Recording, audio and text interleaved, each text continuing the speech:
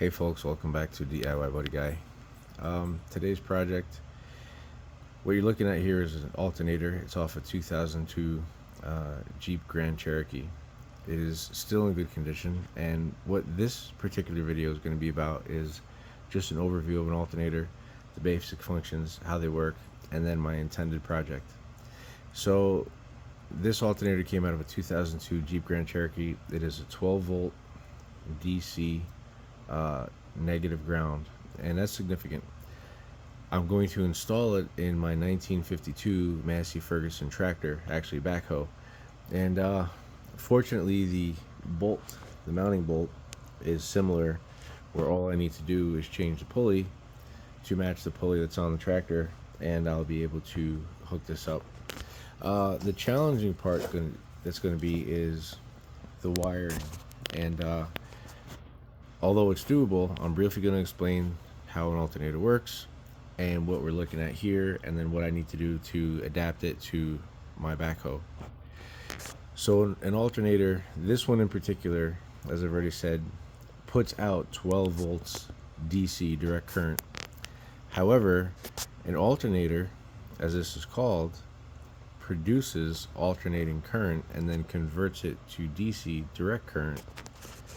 And all of that magic kind of happens in this back part here. I'm not going to take the whole thing apart. I'm just going to explain the theory briefly. So electricity, when it's manufactured from a generator, whether it be a wind turbine, water, or what have you, is electromagnetic pulses. So what this alternator does, this is actually a three-phase generator.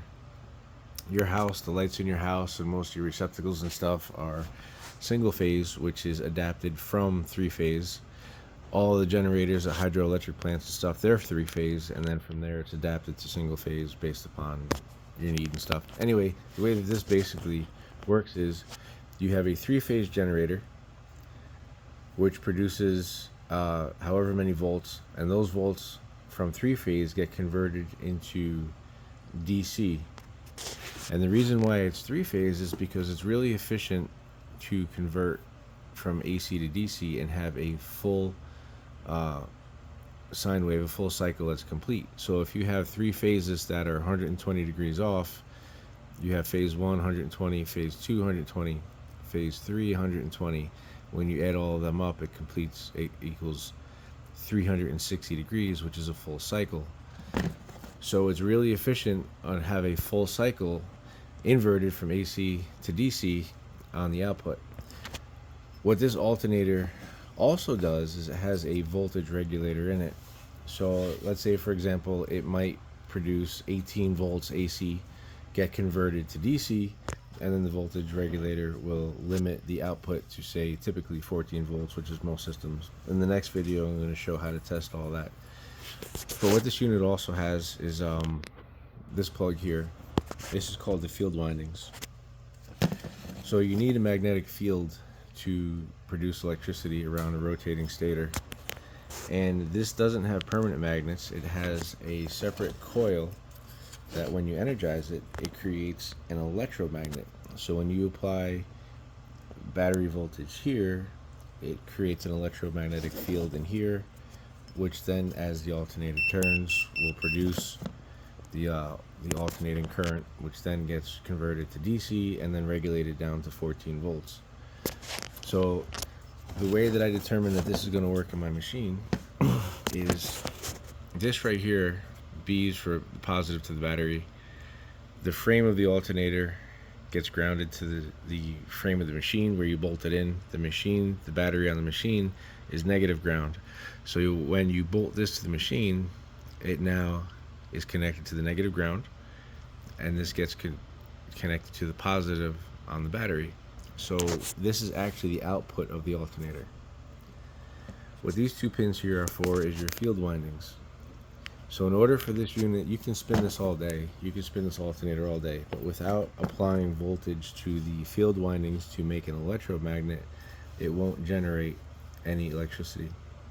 And just to give you a brief example, what I'm going to do is use my multimeter set to continuity, which means when you touch one pin to the next, it gives you a tone. So what I want to see here is that these two pins have continuity going through them, but that they're separate from the rest of the unit. So if I touch one pin to one side and one pin in my meter to the other, okay, we have continuity. However, if I go from one pin to the housing of the alternator, there is no continuity, which means that that set of windings is separate from the alternator. So in order for me to hook this up to use it, I have to apply 12 volts to one side of the pin and ground the other, and that when I turn the key on, the key will allow 12 volts from the battery to pass through the key switch to energize the field windings in the alternator, and then ground on the other side, and then the motor will spin the alternator, generating electricity through the field windings, the induction of the field windings, and then the output of the generator, your alternator, is here, which then in turn goes to the battery.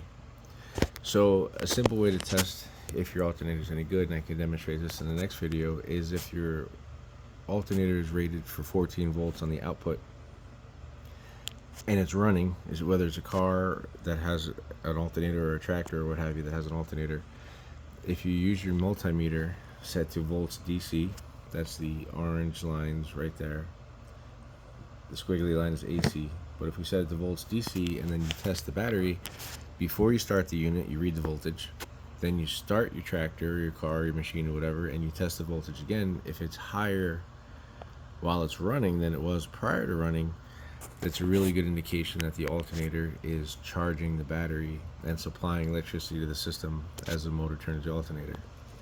So what's going on with mine, the reason why I need to replace it, is that it's not charging the battery. The battery is at 12 volts. I start the tractor and it stays at 12 volts, and it actually drops because now the battery has to consume energy from, now the tractor has to consume energy from the battery in order to make a spark, run a headlight, or what have you, as opposed to the alternator producing energy up to 14 volts, give or take, for the machine to run on, plus charging the battery. So that's how I tested that, and in the next video I'll show you how I put these pieces together. Thanks for watching.